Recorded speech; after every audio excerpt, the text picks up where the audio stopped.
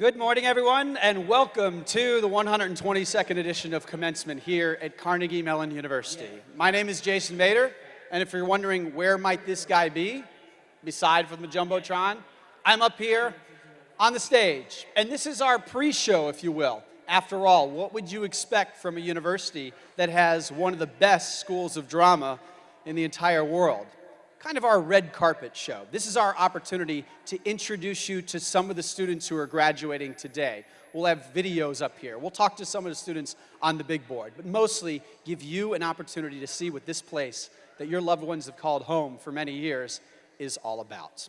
We encourage you to participate with us on social media. So get out those phones every now and then and hit us up on Instagram, on Twitter, and our hashtag of the weekend is @CMUgrad, hashtag CMUgrad. You can find us at Carnegie Mellon on Instagram and Twitter. And later on in the program, we'll actually show some of those posts up on the big screen. Here's something else you can do with that phone. Make sure to download the app, the Carnegie Mellon University Events app. That's where you can get your latest schedule of events, the maps, everything you need to know, including if there are some last-second announcements that you need to know. But our main thing until we see the students in the next 70 minutes or so is to give you a sense of what this place is all about. So we're going to talk to students about some of the great traditions here at Carnegie Mellon. We're going to talk to one student who, when he was a high school senior, he got an acceptance letter and he thought it was a mistake. It was a mistake. He's graduating with honors today. And we'll also talk to some of the student athletes who are graduating. So with that, again, my name is Jason Mader from Marketing and Communications, and let's start our program by turning it over to our first student here on stage, and her name is Graciela Garcia. Graciela is a first-generation student, and if you don't know what a first-gen student is, it means that she's the first in her family to come to college, and the first now to graduate from college. Graciela, what is it like to represent your family and be a trailblazer? Yeah, I mean, it's incredible. College was not a thing for my family. I wasn't sure what to be expecting. And I get here, and there's, 6,400 people, undergraduate students, and I'm just one of them. It was an incredible experience now to be able to graduate, and my degree is not just for me, it's for my family, and they know that anything is possible regardless of your background. Information systems is your major. How did you even decide to come to college? And once you got here, who did you depend on for support, considering that no one had done this before? Yeah. So I definitely came to college because of my mom. Like, she always knew that education was important, and so that was something that was always instilled into me when I was very young. And so I did a lot of programs over the summer and then realized I wanted to do IS as a degree, and I was Googling, and CMU came up, and I was like, okay, I want to go there. And so I got the big fat letter, and it was great. And then once here, it was the staff at the Center for Student Diversity and Inclusion that just supported me and welcomed me and just have been my family here for these past 4 years. How about this? First in her family to graduate, and where is going to be your first job out of college? I'm working at Apple as an engineering project manager. Dream job, dream company. I'm super excited.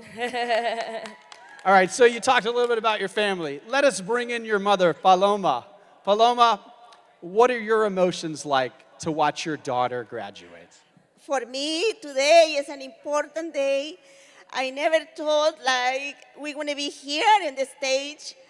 I always want to say thank God, because He always make our dreams come true. And always my best word to America is God bless America. Because this great opportunity, God bless the school, all the teachers, all the professors who work with beautiful heart, with but that is. Oh my God. Thank you so much for all the support with us. God bless you. Paloma Garcia is Graciela's mother. Ivan, by the way, was hanging here to interpret her because she wasn't sure if she'd pull it off in English. She did. You were unneeded, Ivan. All right, so if that's not enough, mother, older daughter, and Ariana is here. So she's the younger sister. If Graciela is the first in her family to go to college, Ariana will be the second in her family to go to college. I assume big sister was a big reason why. Definitely. My sister was the first one to teach me how to read. She was the first one to teach me English in a primarily Spanish-speaking environment of our household. But she also taught me that oftentimes as humans, we fill ourselves with self-doubt, we fill ourselves with anger or resentment, thinking that we can't reach a certain goal, we can't reach our dreams. And she has never let that become an obstacle for her. Her character has always opened doors for her, and I'm very proud to be her sister, and I'm very proud of where she has been able to come this far, to be able to come to Carnegie Mellon. I'm very proud of her. And where will you go to college? I will be a future Tartan. I will be coming to Carnegie Mellon as well. I'm very excited. All right, walk on over here. Our last question. Big sis, any advice for little sis? Yeah, always just be your most authentic self. Never be ashamed of where you're coming from, because you can do whatever it is that you want to do. Do it all with integrity, with humility, and you'll go far. All right, from one sis to another. So Graciela, Information Systems, first-gen student. Paloma's her mother. She nearly cried. It was nearly great TV. And Ariana, the sister. That's the Garcia family. And so these are the types of students that we have here at Carnegie Mellon. Up next, we're going to talk about students who went all over the world to make sure that their impact wasn't just felt here in Pittsburgh.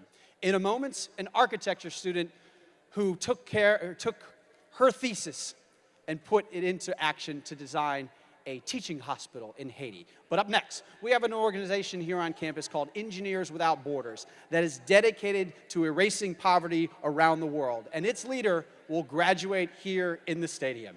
This is Christina O.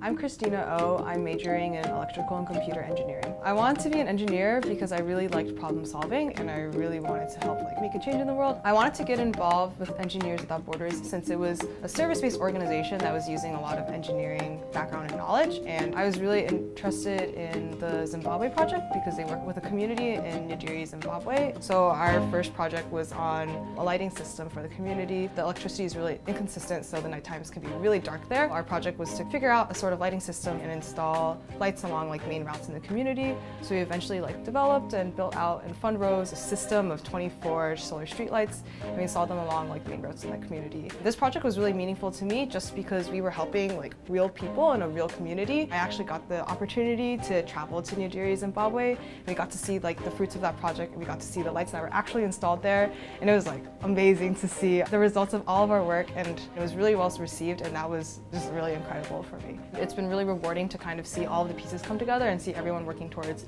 projects they are passionate about. I think that CMU has really equipped me well to deal with any sort of technical challenges that may come my way, but also to do so in a very thoughtful and human way as well. After graduation, I also want to try and be able to be impactful and create a positive experience in whichever spheres I am a part of.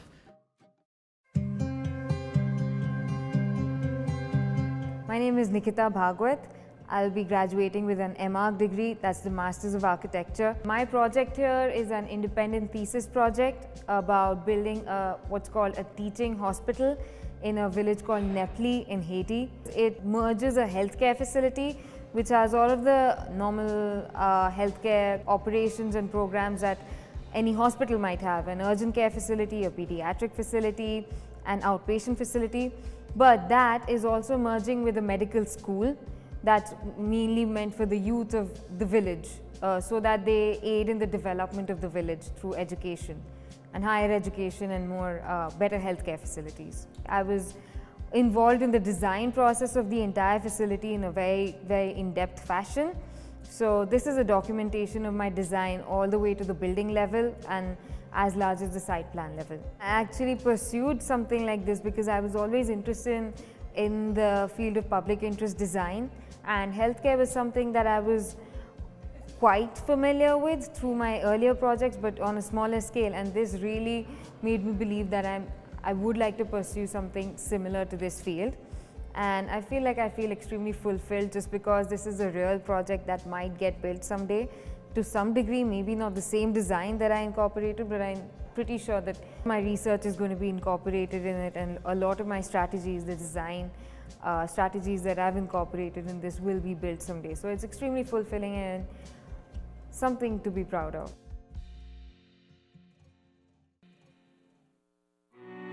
Nikita, who went to Haiti. We heard from Christina O, who went to Guatemala. And this is Tiffany Talton, and we'll get into where she went in a little bit. Before you came to Carnegie Mellon, you were actually at the United Nations. Tell us a little bit about that background and why you decided to change course a little bit. So, correct, I was at the United Nations for 4 years, and I worked in the Public Information Office for guided tours, teaching people about the work of the United Nations, and my specialty was sustainability, economic and social development problems. And then Superstorm Sandy came to New York, and you decided to maybe change gears a little bit?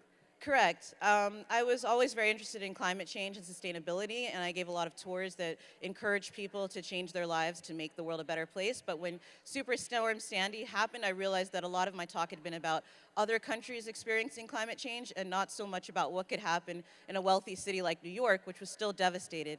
And I realized that climate change was happening much faster than the scientists were saying, and that we really needed to do something quickly to act. And I didn't think that waiting for all of the country leaders was going to be the path for me. I wanted to be direct, work with people, and really work more at a local government level to get change happening quickly. We're looking at some pictures. You are the founder of CMU in Puerto Rico. That's where these pictures are from. And so when Hurricane Maria hit in 2017, you jumped to action, right? Right. I knew what happened in Hurricane Sandy, the number of people that died, the blackouts in New York City caused a lot of devastation there, and I could imagine just how bad it was going to be in Puerto Rico. I also lived in Puerto Rico as a kid myself. My dad was stationed there in the Navy, and it's part of the reason I ended up at the United Nations. I learned to speak Spanish there, which led me to learn 5 other languages. 5?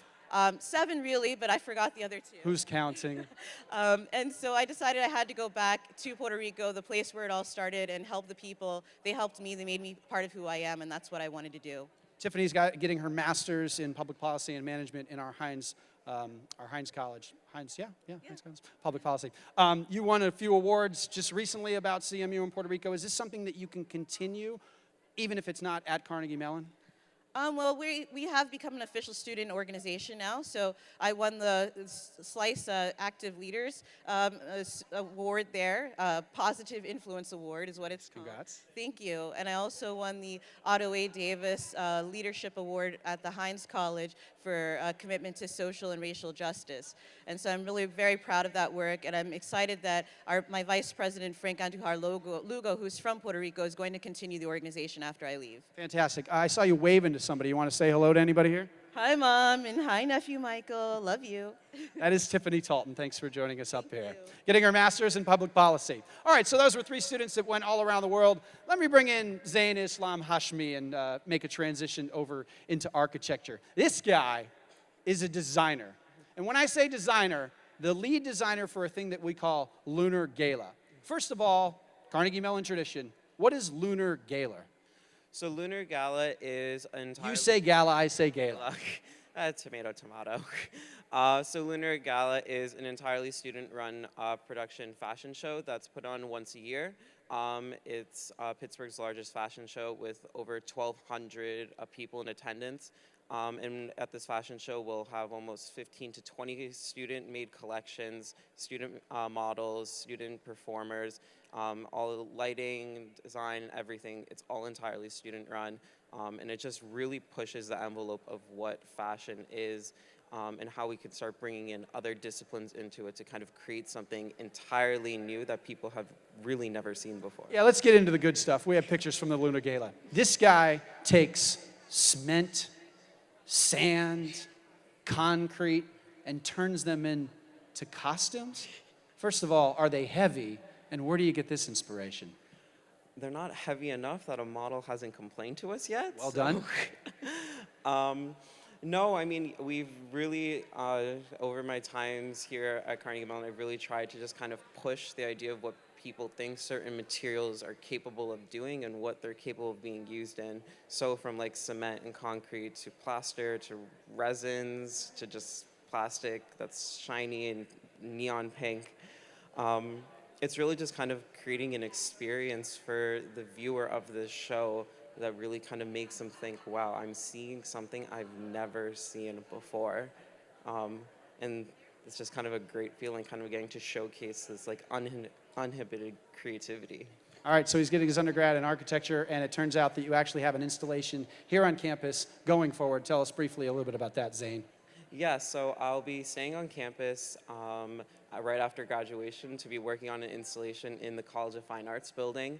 We'll be putting up a new map of Pittsburgh that's actually going to be 3D and topographic to kind of reflect the city's relationship and development to the landscape and the three rivers of Pittsburgh. So that's coming soon, and it'll be unveiled later this summer and then on launch for next school year. All right, Zain Islam Hashmi. Congratulations, bud.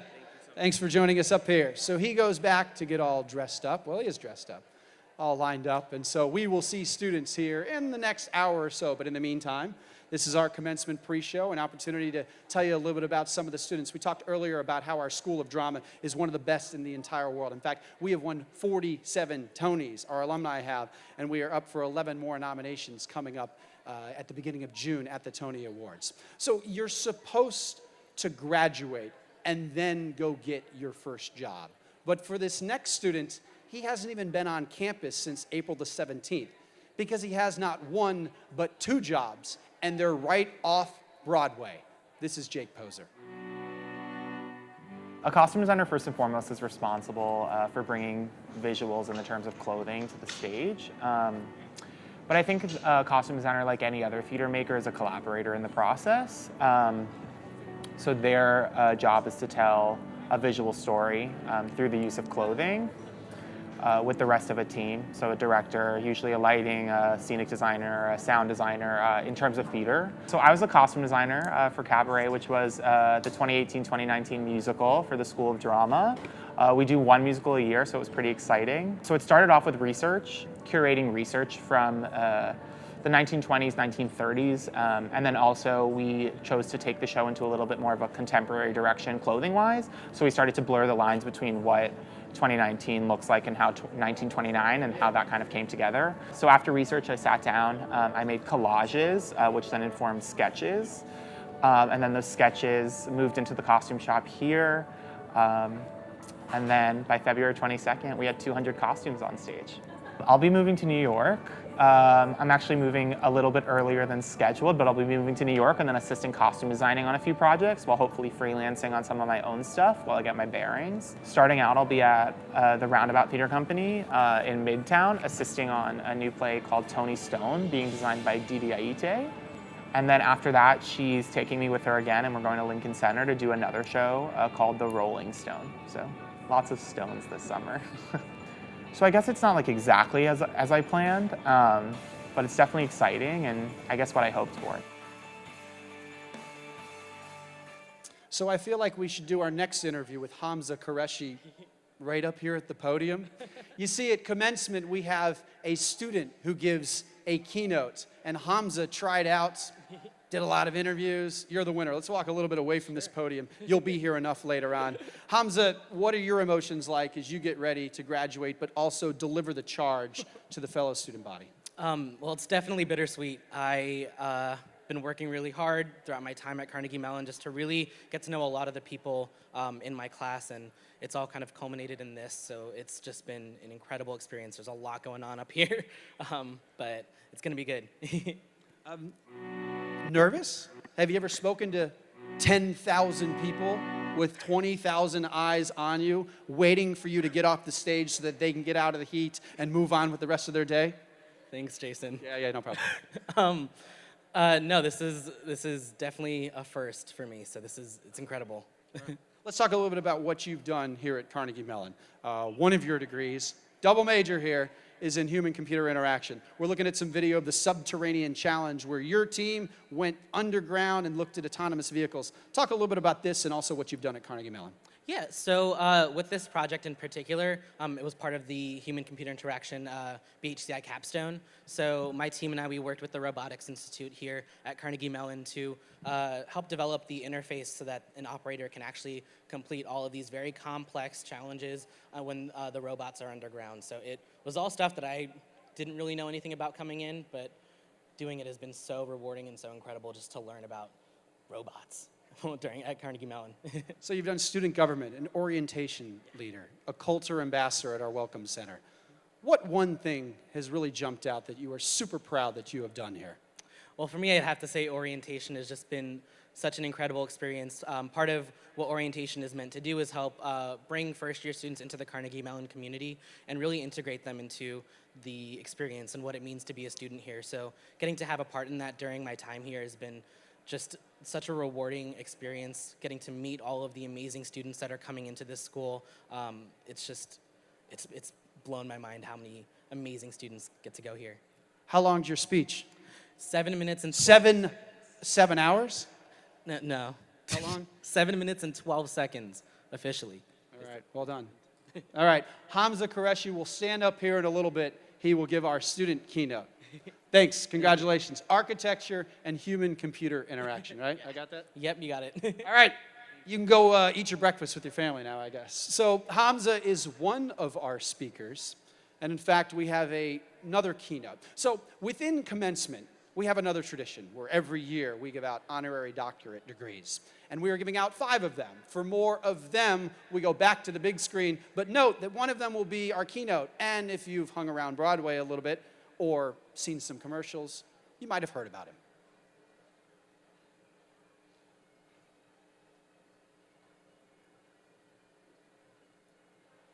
Trust me.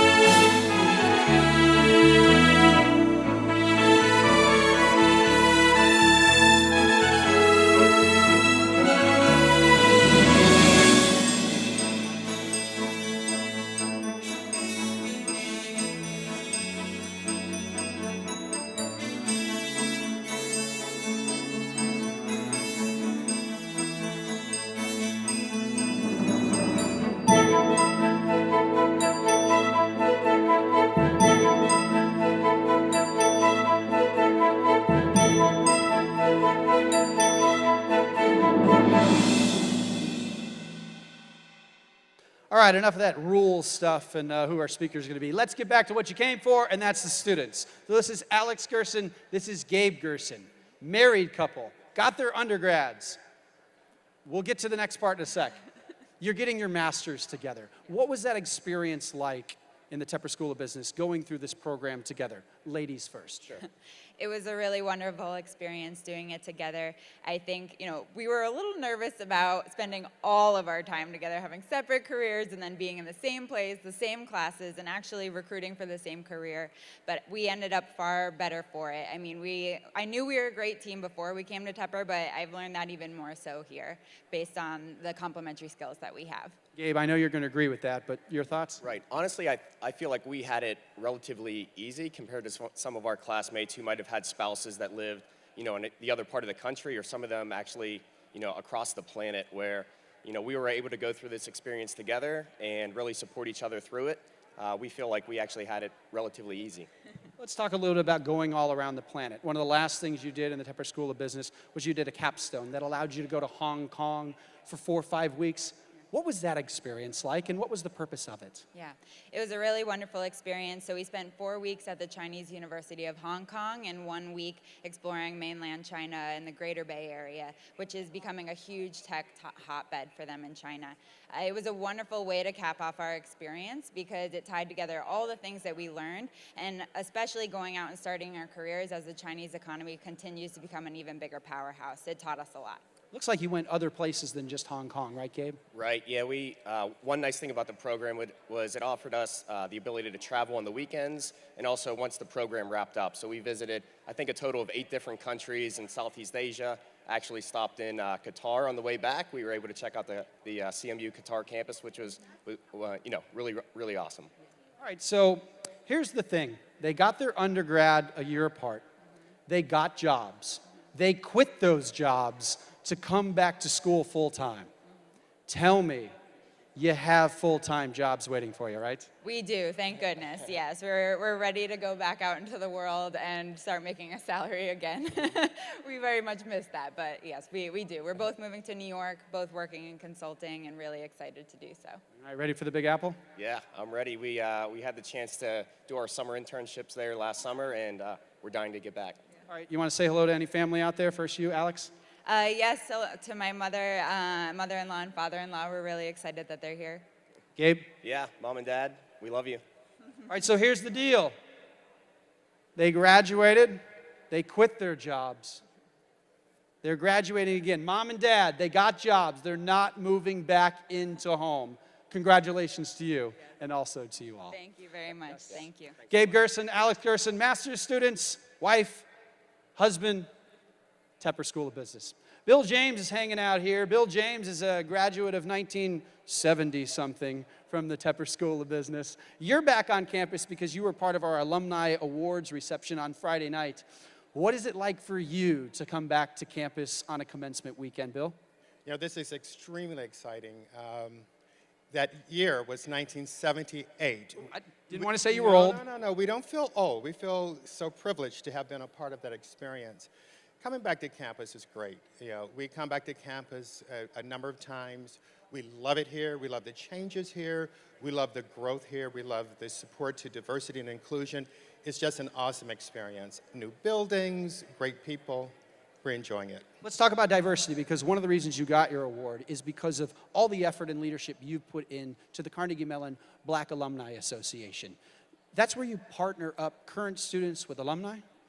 Absolutely. It was back a number of years when Franklin Duck started the organization. And the idea was we made great friends here as black students, enduring a legacy together because things were changing, not only on campus, but in the world.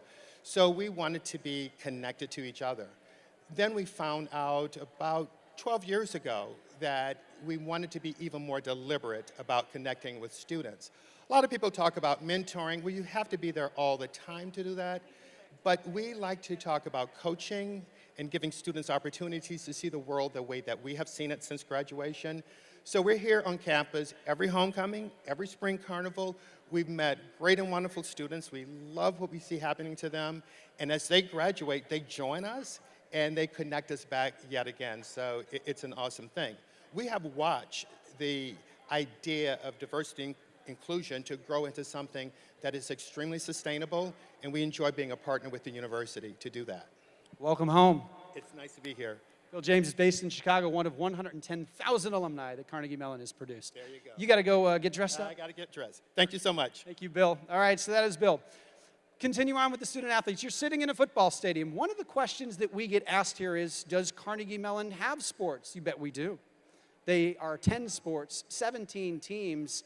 And for a track and field star that we're about to introduce you to, sure, it's her last day as a student here at Carnegie Mellon, but certainly not her last day as a student ever, because she is off to medical school.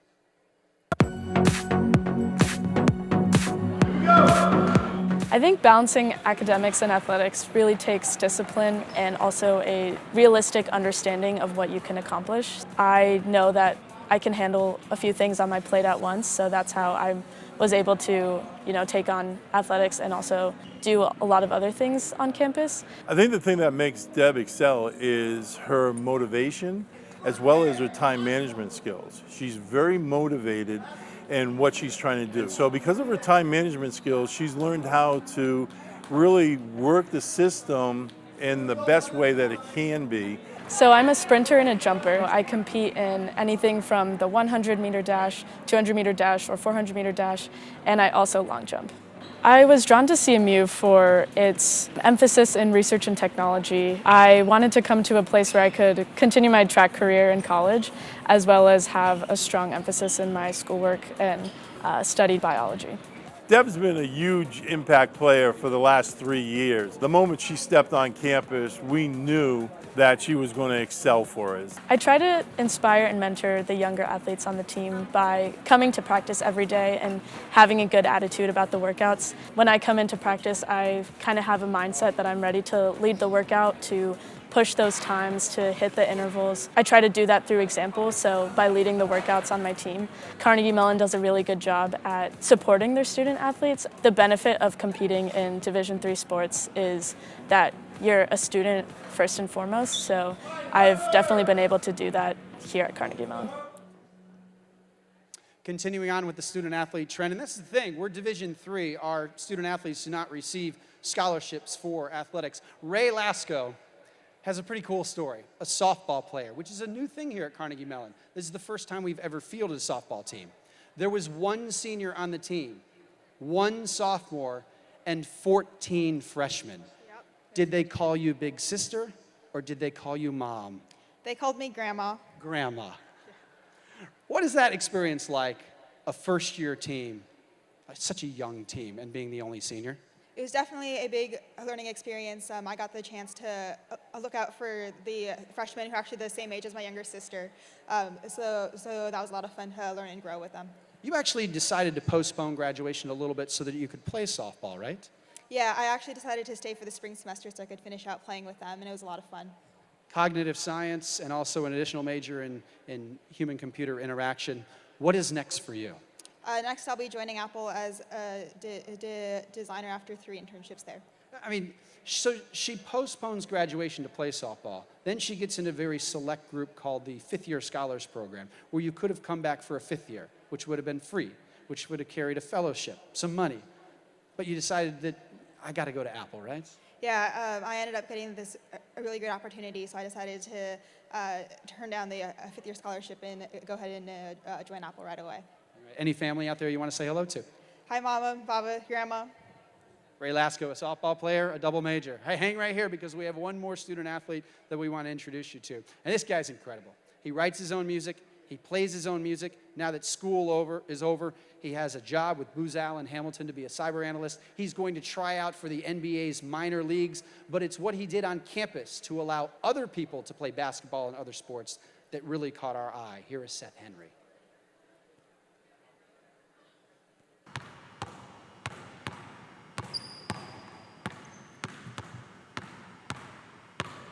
Seth Henry, economics major, basketball player.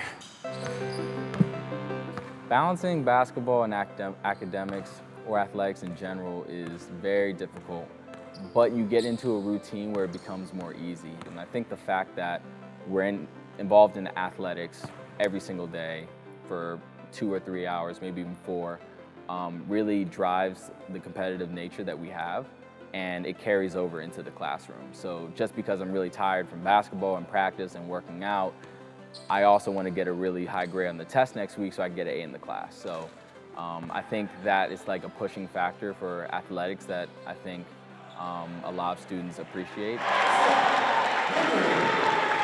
Special Olympics of Pennsylvania came to Carnegie Mellon 4 years ago to establish this as the foundation for the Western Spring Sectionals. And I was introduced to by an old friend, old teammate of mine, James Ormond, who at the time was on the basketball committee. And he basically told me to come out, volunteer, see what Special Olympics is about. And when I went out the first time, it was just really life-changing. I got to referee a lot of the games, talk with a lot of the athletes and see how hard-working and determined they are to win, but also foster friendly competition. And I just really wanted to make this day, those days, like the best possible for not only the athletes, but the volunteers and committee members. My senior year, I was talking with Mike Ermer, who was the competition director for the western portion of PA. And he was basically asking me, like, is being a director of competition for CMU something I was interested in? And I thought that I could have a really big imprint on this year's Special Olympics event. So I decided to take that on. I really believe that being involved in this role not only allowed me to expand my horizon of what Special Olympics really is about and how many different factors go into making this day really special, but also helping the athletes with something that I was really passionate about and something that I hope I can continue down the line when I move back to Maryland and DC. So that is Seth Henry, one of our basketball players who will be in attendance. So again, my name is Jason Mader. I'm from the Marketing and Communications Department here at Carnegie Mellon. This is our commencement pre-show, kind of our red carpet, where we're interviewing students and giving you a sense of what this place is all about as we get ticking and ticking and ticking towards seeing those students and doing this ceremony here in just a little bit. We talked earlier about wanting to have you all involved with us on social media at #CMUgrad on Instagram and on Twitter. We continue to involve yourselves in that as we will check in from time to time. And in fact, we're going to do that right now. So we'll take a quick break and look at some of the social media posts out there. Perhaps we'll see you. #CMUgrad here on Commencement.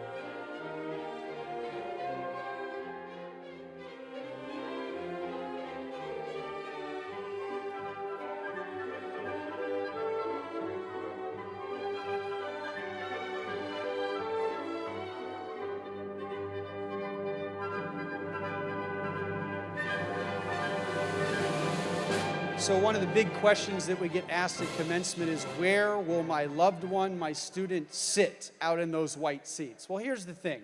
I can't tell you exactly which row or even which seat, but I can give you a sense of where in which section. So we have a little map that will show you where everybody is going to sit, and they sit according to their discipline, their college, or their department. So you can follow up with me here, or we can kind of look at this screen together.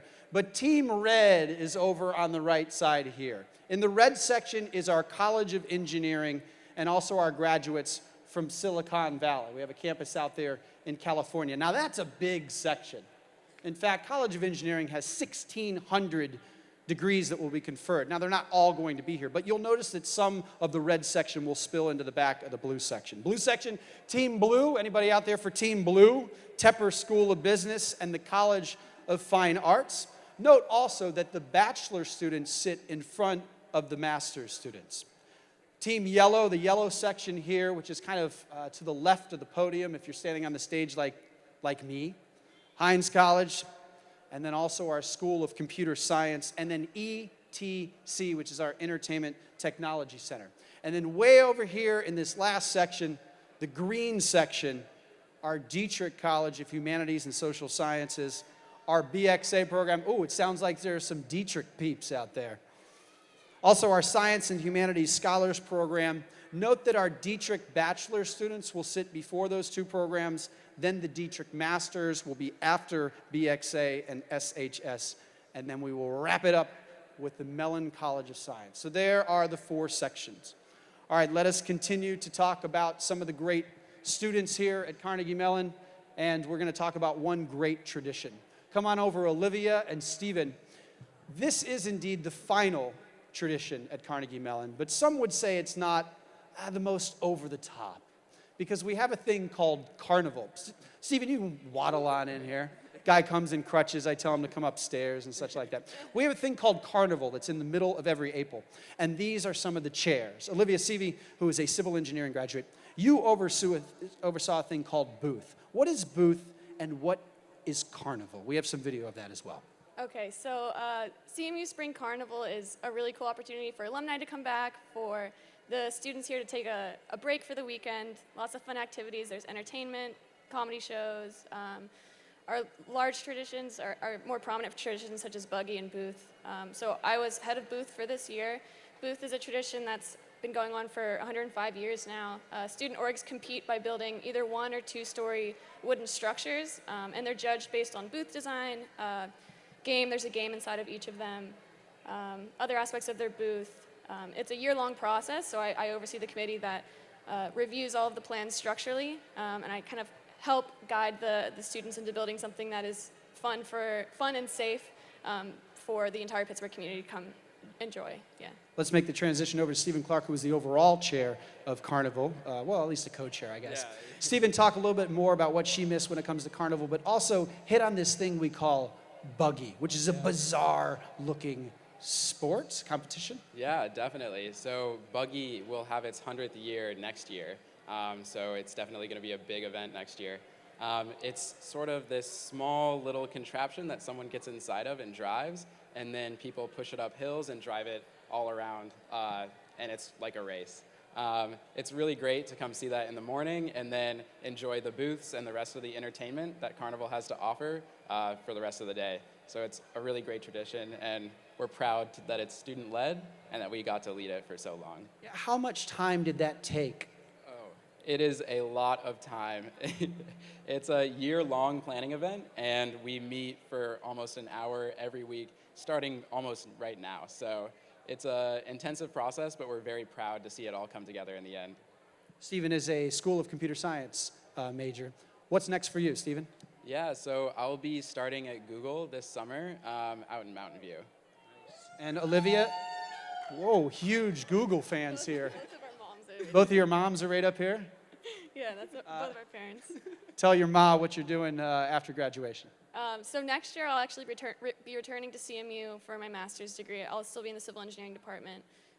Also, I'm being head of booth next year as well. So you're back. I get to have all this fun all over again. Yep. All right. That's Olivia Seavey. That's Stephen Clark. We won't even ask what the heck happened here with the crutches, but you'll never forget this commencement. No, huh? I won't. All right, hang right here because we want to talk a little bit about Buggy. Believe it or not, they were right. There are actually people in those rolling vessels. They go like 35 miles an hour. If you think it's crazy, it is crazy. It is crazy, right? We went to a Buggy shop for a student organization called Fringe. They call it their Froom. They showed it what it's like to build a Buggy, but also how to get in one of those things. Take a look. Ready, set.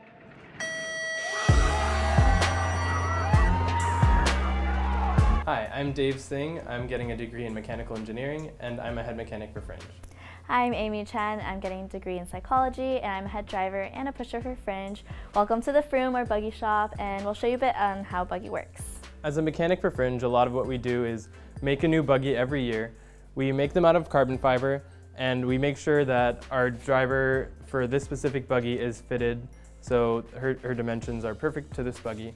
And on the other side, we attend to our old Buggies. We make sure everything on the inside is working correctly. We make sure all our wheels are assembled and spinning right, and we make sure all our brakes are working so our drivers are always safe. So as a pusher, there are a lot of things you have to keep in mind. One of them being not going too far in front of the Buggy and not having the Buggy run away from you. So making sure that you're in pace with the Buggy when it's going through the course. And as a driver, there's a lot of other things you have to keep in mind, such as steering during the free roll, making sure you don't crash, making that turn. This is Tisha. She's a driver and a mechanic for Fringe. She's going to help us load in Amy. So first she's going to get a rear clip. So we have 3 points of safety for our drivers so they're completely secure when they're in the Buggy. So as she wiggles in, Tisha needs to be sitting on top so the Buggy doesn't move back or forth as Amy gets in. Now Tisha's gonna put this strap behind her head so it doesn't get in the way while she's driving. And if this was race day, Tisha would also get the front 2 clips for all 3 points of safety. Otherwise, Amy, how are you feeling? Let's go. All right, let's hatch her up and we are ready to roll.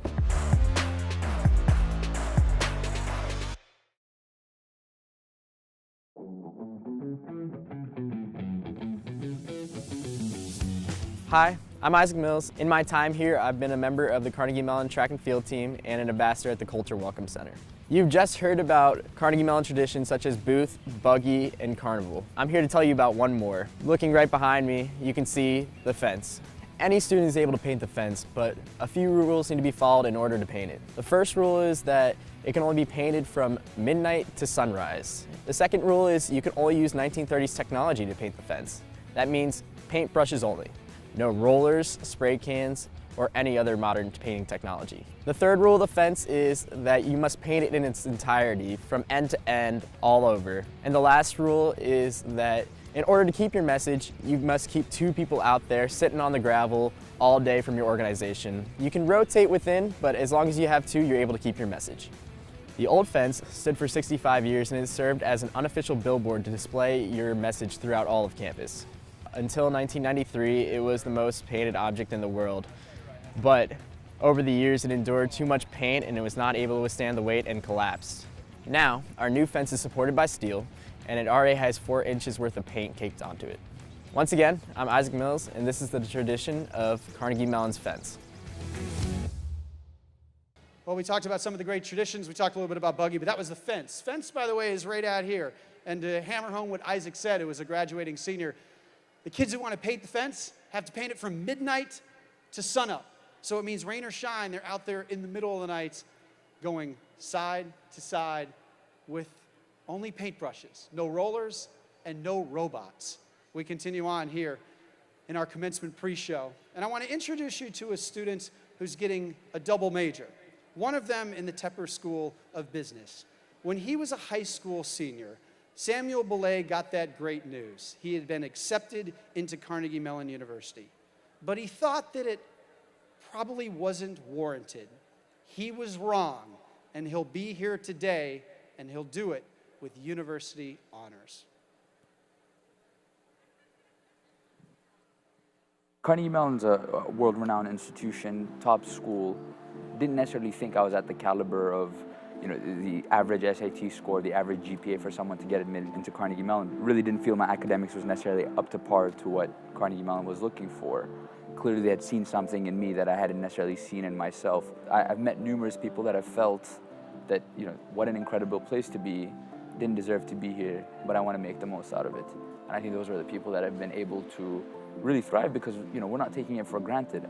My first semester was challenging for different reasons. I think I had taken on a lot on my plate, more than I could handle. My perspective of college was, this is a time for self-exploration and at the same time fun, and then academics took a third spot. And then, to sort of add it all on, my closest family members were thousands of miles away. Reevaluated my sort of the outcome of my freshman fall, and I said, I've had fun for a long time. Now it's time to buckle down and see how I can deliver when I really have academics as my priority. And so I came back with that focus, ended up getting a really phenomenal score my freshman spring, and now we'll be graduating with university honors. I look back at my 4 years and I say, if the past is any indication of the future, I will never regret working incredibly hard and prioritizing to what I think is most important. Rarely do I remember the nights or the days that I sacrificed not hanging out with friends my sophomore year, but I do remember and feel the present outcome.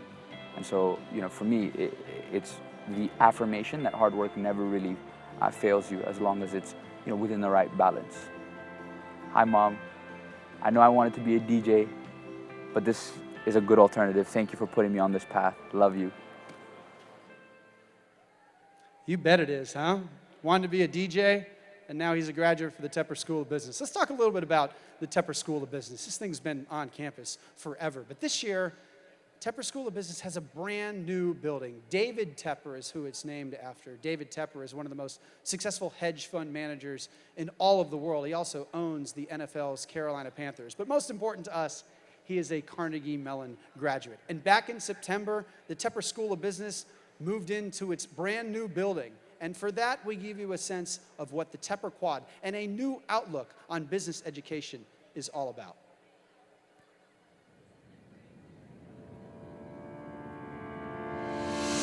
What if? We ask ourselves this question all the time at Carnegie Mellon University. What if students were immersed in a collaborative learning environment where open spaces translate into open ideas?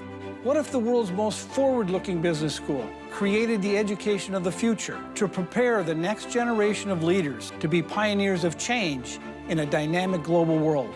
What if we unleashed innovation by giving promising entrepreneurs from every corner of CMU access to a center that merges business, technology, and design? What if every prospective student, parent, alum, supporter, partner, and visitor could feel welcomed and wowed as they experience the richness of CMU firsthand? What if emerging business executives harness the latest practices, expertise, and coaching to accelerate their growth and transform industries? What if students could become global citizens by connecting with cultures through a multimedia-rich, interactive learning space? What if educators revolutionized learning by developing new technologies and techniques with state-of-the-art classrooms and teaching innovation studios?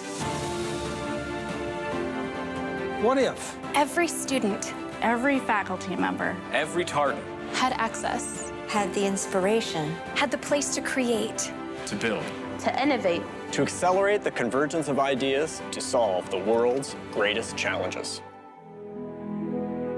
What if? Two words that represent the future of how Carnegie Mellon is empowering tomorrow's thinkers, innovators, and discoverers, giving them the tools to stretch the limits of our imagination. That is the opening of the Tepper Quad that was back in September. Tepper School of Business, by the way, has 650 degrees that will be conferred, some of them bachelors, some of them masters. We talked a little bit earlier to Alex and Gabe Gerson, two of our master's students. 5,600 degrees will be conferred. The largest, as we said earlier, is the College of Engineering at about 1,600.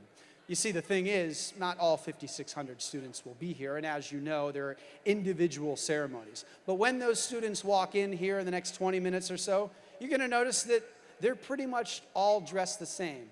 But there are subtle nuances to their gowns based on if they're bachelor's or master's or a PhD students. And for an explainer on that, we give you this.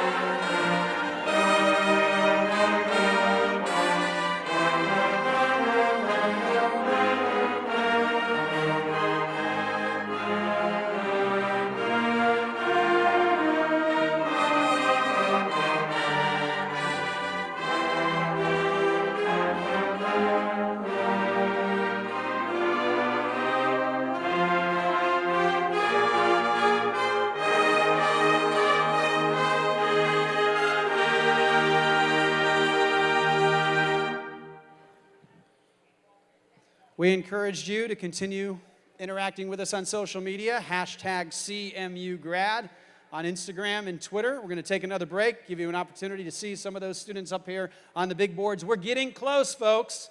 The students will start walking across campus momentarily. We will be here when it happens. In the meantime, time for some good old social media. Welcome to the year 2019.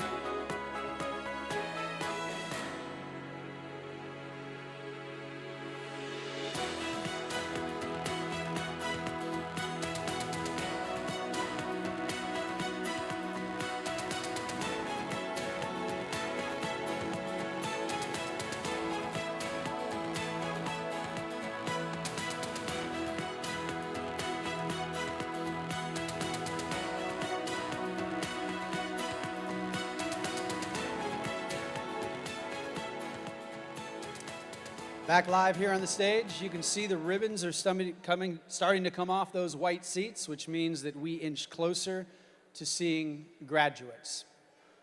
These students come in as one type of person, and they leave as another.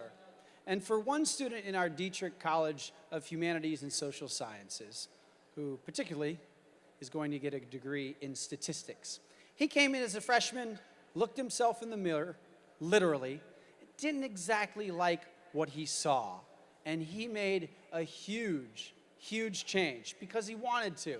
And now, as he walks into this stadium, he truly feels different than he ever has before.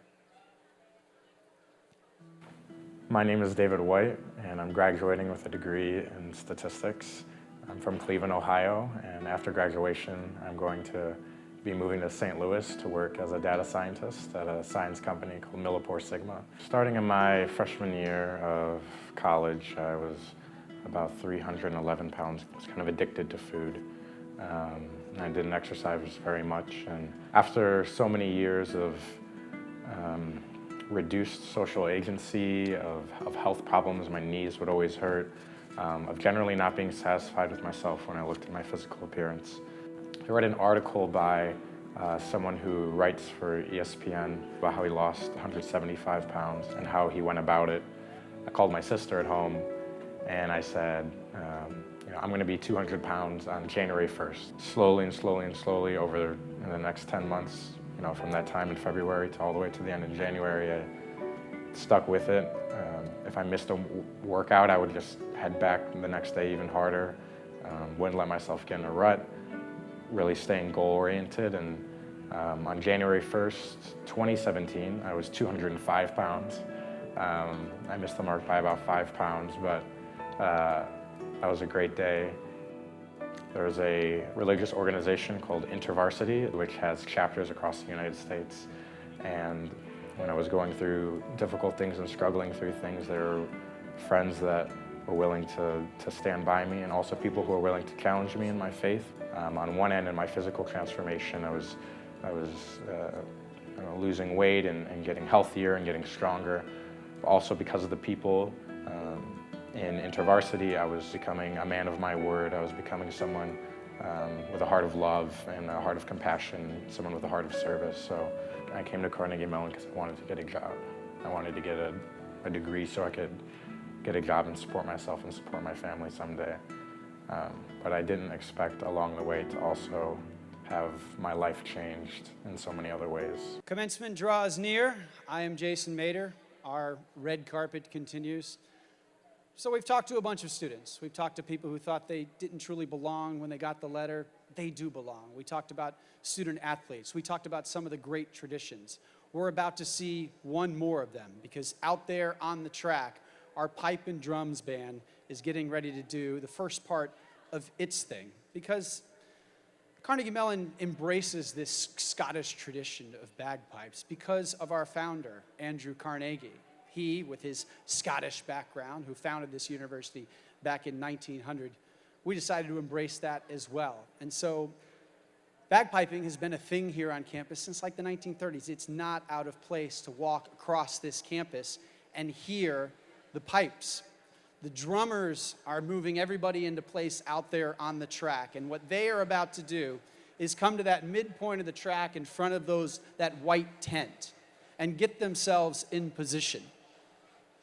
And when they get there, they'll wait for a cue that we're all waiting for, when students arrive, and then they will play and commencement will truly begin. If you look at them, some of them are actually in their regalia. About 10 of them are graduating seniors or receiving their masters today. And for 2 of them, 2 females who play the pipes, they had never played bagpipes before they came to campus as freshmen. And now their final performance will be on their final day as tartans.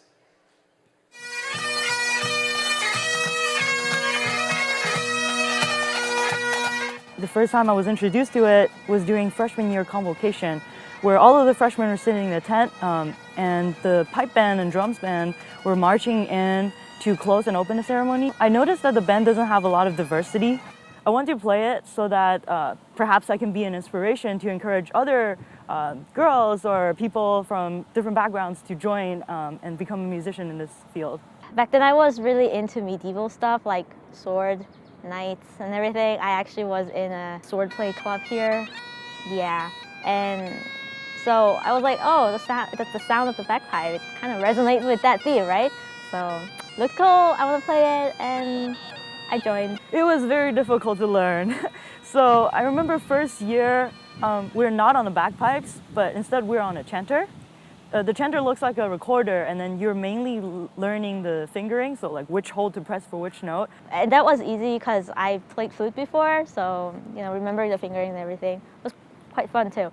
And then we moved on to this bag thing, and that's where it got not easy. It was really hard for me to making sound out of that bag, squishing it with my arm. Yeah, that was really hard.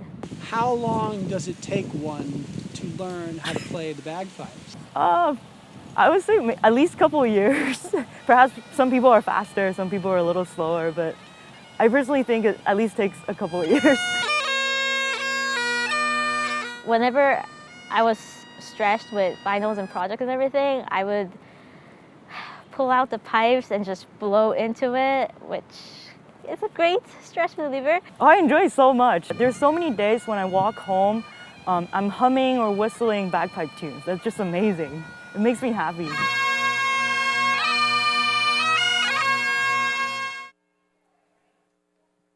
And there are our pipers. Y'all ready back there? Getting all set. By the way, Elam, who we saw in that video, was asked by her folks, do you want a set of bagpipes as a commencement gift? She said, nah, I'll take a smartphone. Elam, by the way, is getting a set of bagpipes. She's off to Amazon and says that she's going to join a band out there, maybe a grunge bagpiping band. All right, folks, we have reached it.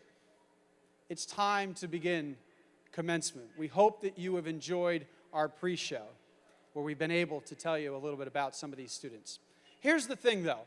As I look out at all of you, those students are going to come in here, and we are going to heap praise and congratulations on all of them. But we know here at Carnegie Mellon that those students don't get here by themselves. They get here because of the love and the support that you all have provided. So while we say congratulations to all of them, we say congratulations to all of you as well. And so on behalf of the Division of Marketing and Communications, our events team, and the advancement team here at Carnegie Mellon, my name is Jason Mader. We hope that you enjoy commencement. And on that note, it is time to begin the 122nd edition of commencement at this wonderful institution that we call Carnegie Mellon University. Enjoy, everyone.